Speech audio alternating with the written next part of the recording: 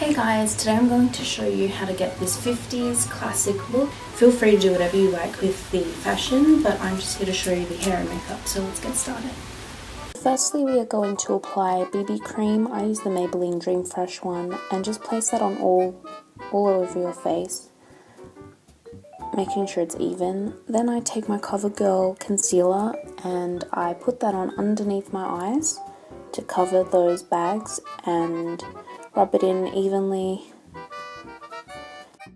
Next, we take our Nude Mineral Foundation, or whichever foundation you prefer to use, rubbing it in circular motion all over your face. And then time for the eyes, so I'm using this pink colour from Maybelline Blush Nudes, and I'm putting that just in all around the eyelid.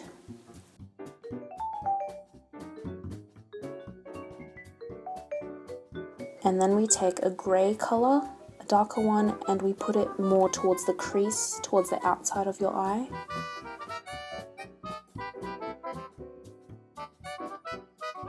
Blend it in. My phone died for this part, so I'm using my camera. Basically take the Rimmel eyeliner and you do the bottom eyeline and then bring it up to the side and join. As you can see, I'm doing joining from the top to the line, to the corner of the line. So it looks like that cat eye shape. Next we take Rimmel blush, and we don't want too much, but you just need to put it in the apple of your cheek and rub it upwards.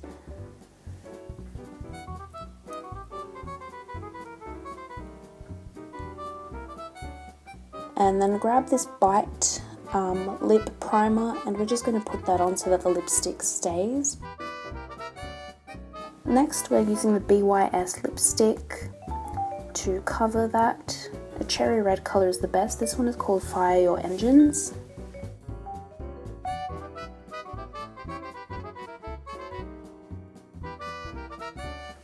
And we take our Rimmel London eyebrow pencil and just fill those in, because in the 50s they had thicker eyebrows. That was a fashion. This one is number 4, black brown, but you can use whichever one is suitable for your eyebrow colour. If it's too thick, use the brush and just smooth it along so it looks more natural. We're going for a more natural look. Okay, time for the hard part. Time to do our hair. So I'm starting off with my hair straightened and I'm parting it more to one side than the other.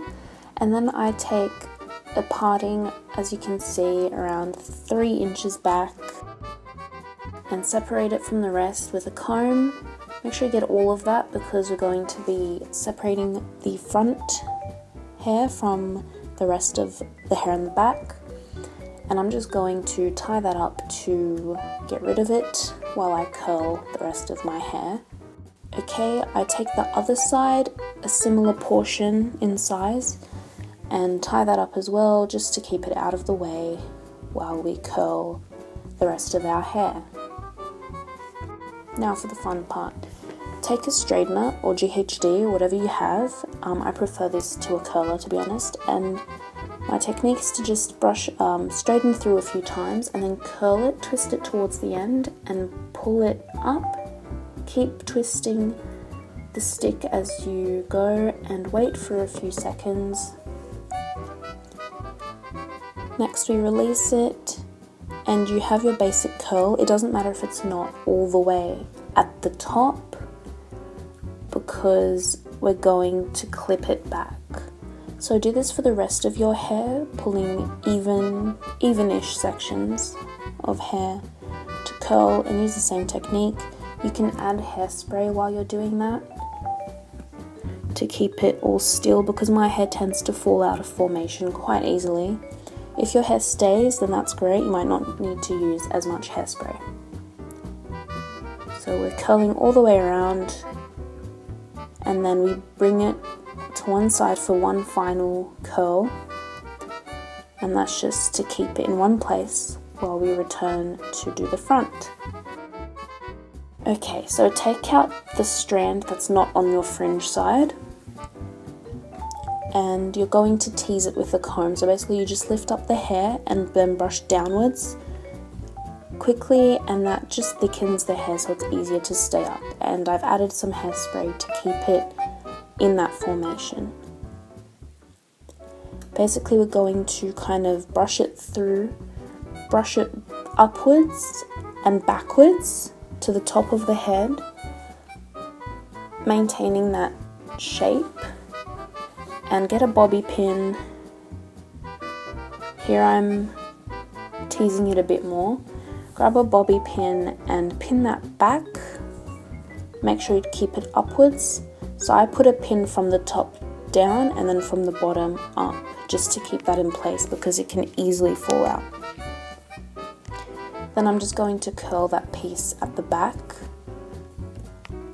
like I showed you. Okay, now for the front. This is the difficult part. Just hairspray all that, the rest of it. Again, you don't have to use as much hairspray as I am, it's just because my hair doesn't stay. Now we're going to take this part and we're going to, I've teased it already a little bit. We're going to keep teasing it and just playing with it until it kind of molds to how you want to place it.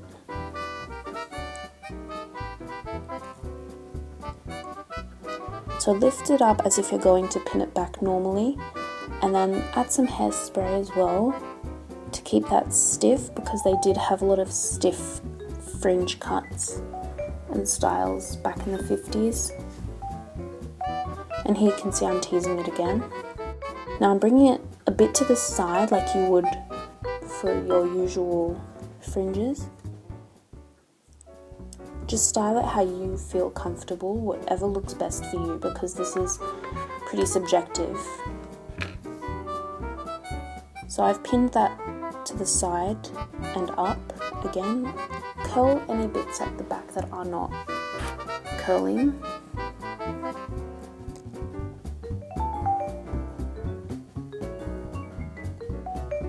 And add a lot of hairspray. Now I've got this white headband. You can use any colour headband or bandana you like. And basically put it on your head.